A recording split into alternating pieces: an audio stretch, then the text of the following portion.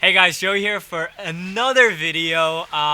Super hot in this warehouse, super sweaty, but the hustle's real.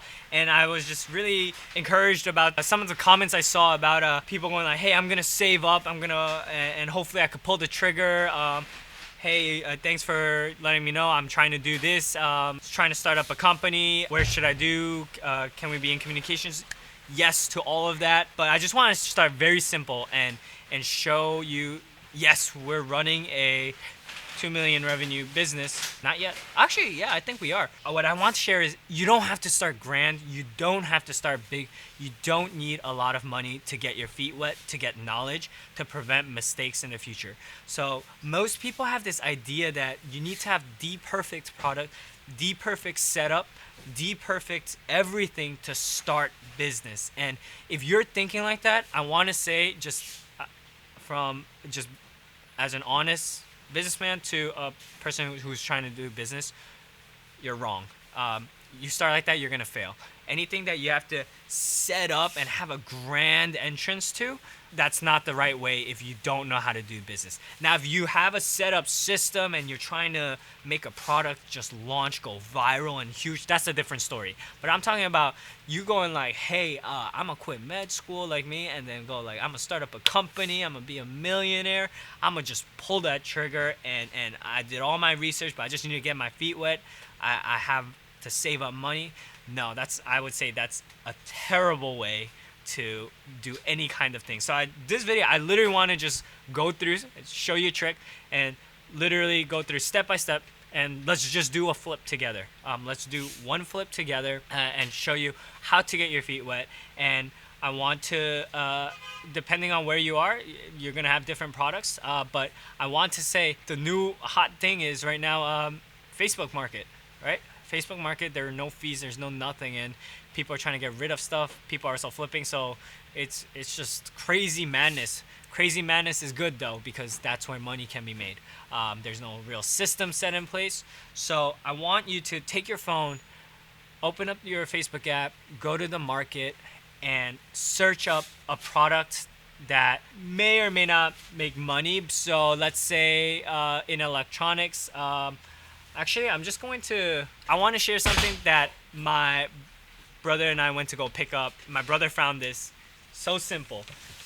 We went on Facebook. Oh my god, this is ginormous. But we picked up a Canon printer. Okay, so now how do you know if this is gonna make money? You don't. What you do is this is a brand new one, so technically we can flip it on Amazon, which we might do, but it might not even be necessary.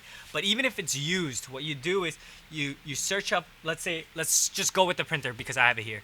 You look up printers right now in your area, in a place you could get to, whether it's driving, walking, whatever it is, look for a printer, and when you find the printer, see what they listed it as. Make sure it's all in working condition so that you don't need to fix it up or anything like that. It's gonna take time. It might take 5 minutes. It might take 30 minutes. It might take an hour to find one product. But this is what I mean by let's just do one flip. Even if it takes you 1 hour, 2 hours, let's do a flip. So what you do is you look at the product, see what they're offering it for, then go search up on eBay. Pull up, if you don't have the eBay app, download the eBay app. Have a computer, just go to eBay, search up the exact printer model name, just search it up, see what comes up. Now, see what it's selling. Don't get listed. Don't get excited here. Go to the I think it's the left side. Go down and click on sold listings. Go to sold listings and see if any of those printers have sold before. That's what we literally did in the car. I was driving, my brother was looking through it, and he's like, "Yo, this is gonna work." And see when it sold. If it sold like 3 months ago and there's no other sale, then that's not a product you want to go for because you don't know when it's going to sell. But if it sold, let's say 3 to 5 in the past month, 2 months, see what price it sold for. Was it free shipping? Was shipping included?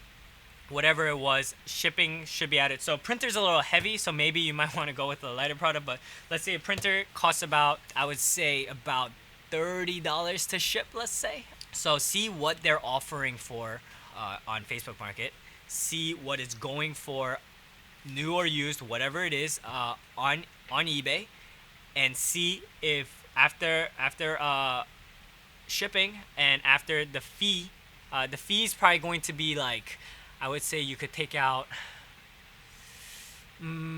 Yo, what's the eBay fee at? Like 13% altogether? 13, right? So, so think whatever it's sold at, think about 13%, and then for a heavy item like this, add like $30. It probably even won't be $30, but just to be safe, if it's a lighter product like less than a pound, think like maximum $6 in shipping, and then 13% fee for PayPal and all of that. So subtract that out. You could just rough estimate it. So for us, we just do right around 10% and add a little more. So if it's going to sell at like $200, we just think, hey, fee's probably gonna be like 20, so maybe a little more, $25, $30 shipping for a heavy thing like this. So then that's what, like $55. So now if it's selling for $200, but I could buy this printer for like $50, that's $100 profit right there. That's literally what you do. We bought this printer for how much? $65, and it sells for $200 new. So there you go. That's the math right there. That's like $80 profit. I think my brother in his video, I'm not sure if he will or not, but he will go over the exact specifics of what he's doing and how he did it. He has a couple more or another product that he bought. So find a product, do that, list it up on eBay, and see if you could sell it. That's it. Don't do like 5 products. Don't do 10 products. Just one product.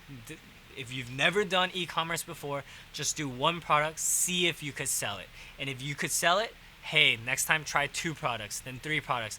But if it starts going well, just keep doing it, and then doors will open up, and you'll figure out what it means to negotiate, what it means to flip, what it means by all these terminologies that you see e-commerce people using. You'll get exposed to that little by little. You'll start learning the function and format of the eBay backend, and if you get good at the eBay backend, if you decide to move over to Amazon, the Amazon backend. If you decide to move over to Walmart, the Walmart backend. You know, there's so many things. Etsy, Let Go. There's just so many things where you could be flipping products on. But again, the idea is don't start grand. Just start with one. Get your feet wet. Start it, try it, and then if it works and if you like it, make it a side hustle. Make it a side, hobby. And as it gets better, and if that hobby and that side hustle starts becoming scalable and it starts outweighing what you're currently doing, if you're working an hourly paid job, I guarantee you a couple of these flips every single day will make what you're making in a day. A single product might literally do it for you. So look for those items. It's free. I know Craigslist also has a bunch of things, free stuff, cheap stuff, and that's where you want to start. Look for yard sales. Go to yard sales. See if you could flip something. Yard sales, at most, you're gonna pay is what, $1-2 for an item, and learn what it means to negotiate. Don't be scared to fail. So if somebody's selling it for $5, don't be scared to say, can you give it to me for $2? And expect them, if you do that, say either flat out no and laugh at you, and then you pushed it too much, or they'll be like, but I could do it for $3.50 or $3. Then you say, okay, let's say that wasn't worth it and you lost money. You learned how to negotiate a little bit, right? And you do it again. At $5 cost, why not learn what it means to negotiate? Put yourself out there and start doing these things. Then you get better and better. And then when you want a warehouse like us, you get to negotiate rent. You get to negotiate something. Rent was initially going to come in at $2,000. Then they felt, they liked us, so they went down to $1,800, and literally I just pulled the trigger. I was like, I don't think we could do it unless we do it for $1,500. Just help us out in the beginning, it could go up. And they said okay, and we got rent for the first year for $1,500.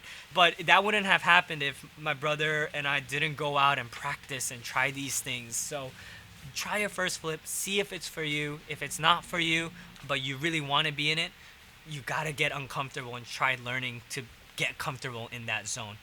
I'm from a studying background. All I did was study. I was very proud of how smart I was. I took pride in that.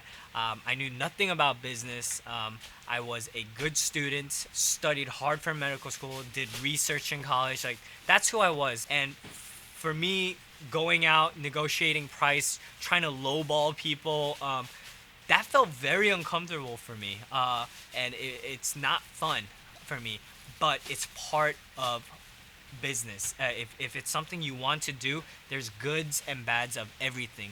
Medicine is fun. It might be a stable job. You might have a good license, but the amount of studying that goes behind it, the amount of heartache and hard work that goes into it is a lot, and most people don't realize that, and they just think doctors are expensive and doctor visits are crazy. But if you think about people studying and dedicating 10 years of their life to specialize in one thing, that's 10 years that someone else didn't invest into, but this person did invest and took the time to study instead of playing or doing something else. So same thing in business, there are going to be things you are good at and you're not good at. But in the beginning, if you're a solo, you have to be a jack of all trades. And then once you grow a little, you hire someone. I learned video editing from my first couple of videos. I made it. I realized I could do it. I just don't want to do it. I'm not the best at it. And now we have Bryant, who specializes in it. But it doesn't mean I don't know how to do it. Doesn't mean I don't know how to Photoshop, even if I have somebody better than me Photoshopping. I learn how to do every little thing, even if I'm not the best at it, so that at least I could talk that knowledge and encourage that person and understand where that person is coming from. So same thing. If you want to try business, get your feet wet a little. Get your hand into it. Try it out. Get used to it, get some experience, and that's how you start a business. No need to save up 30 grand, get a nice store, buy out full out inventory. And I say this because this is literally what I did when I first started business. And I blew away all my money, and we started with 30,000 of my loans, 30,000 of my brothers saved up money, did all the research, bought inventory, was ready to launch, ran out of money for advertising, and we had like $4,000 left, and we are like, shoot, this isn't good. And we could have put that 4,000 into advertising, but we didn't know how to advertise. We weren't sure if it would work, and if we blew that 4,000, we were done. Like, there was nothing left. So what we did was we tried little by little to see if it could work. My brother took the initiative. He went out to his first yard sale to see if he could buy something that he could flip. Brought home a bunch of stuff, flipped it on eBay, saw that it worked, took me out the next time, and then we started going. And as I started understanding that, I started doing some research, discovered liquidation, was like, yo, you want to try this? And my brother was like, yeah, let's go for it. And we ordered 2 pallets, bid on it, won both of it, and it came. We flipped that, and then the journey started with contacting distributors and all of that. So you could start from a small place and grow it big. And I think that's the fun of business. And that's what I want to share with you. So try flipping your item, see what you flip, see what works. Don't be scared to share the categories that work, because everybody's location is different. And to me, what I always tell my employees is, sometimes some of the college students can go, dang, can't we just start our own? And my brother and we always answer, you better be able to, because we literally taught you everything. You know everything to be able to sell on Amazon, to sell on eBay. Just go out there, start selling stuff from your home that you don't need, whether it be your old Game Boys or your old phones, your computers, whatever it may be. Start selling it, practice. And then the question that people bring up is, aren't you creating competition for yourself? It's like, yes, but to me, our attitude in life is, yeah, you could come try compete with us, but we'll destroy you. And that's how we start the competition. And then when that happens and things get competitive, both sides are forced to grow, and it might not feel good or advantageous, but I guarantee you in the long run, that is the best way. I went to a high school that is a little known to be a little more studious. It was, ranked in the States and stuff like that. And my brother and I would always compare, because you would think among the most competitive high schools, the students would just compete and really be secretive and hold knowledge. But when someone had a study guide in my school, they would just share it. if someone created something, they would share it, and we would all just grow together. And when we took the exams, guess what? The person who usually made the study guide or whatever always did better, but he brought everyone up, and everyone's standards went up, and all your connections go up. So that's the same thing.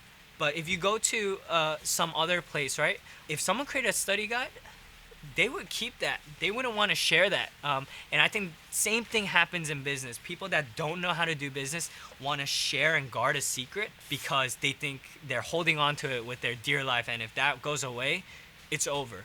But when you share what you're doing, and you bring others along with you, guess what? Only your connection grows, your competition grows, and when your competition grows, you're forced to stretch. And in a business world where that shows no mercy, where one wrong move could be the end of it, I want to be stretched and I want to grow, because I know the moment we become complacent, we're dead and we lose. So that's why I want to share this. Flip something, see if you could do it. If you can, share what you flipped. For me, we actually got a message today of somebody who was interested in this. They're asking it to be shipped to I don't know, like Arizona. So I don't know if I'm going to take that offer because shipping's going to be extra expensive. And I know this is a hotter product, so it might sell. But again, my brother bought this one, so it's on him. He's going to make that decision. But I just want to encourage you with that. This was not my forte. This is still not my forte, but it's something I know how to do, I can do, and I want to encourage you to try it. Just try it, and hopefully you can make maybe lunch out of it. If you flip and make $10, you could go out and have a nice burger or something like that. You know what I mean? So I hope this was encouraging. I hope this really speaks to you, that if you're really saving up for business and you don't know anything about business, don't just spend it all and go all in, because that was a heartache for me, and I realized if I could do it all over, I would have started smaller, gain knowledge, and do it that way. Just because you buy 1,000 and you get a discount, it's not worth it if you don't know how to sell the 1,000. If you don't even know how to sell 10, just buy the 10 first, and then sell that 10, and as you grow, you'll get bigger discounts and be able to grow faster. So that's what I want to share. I hope this was good. If you like it, please leave a like.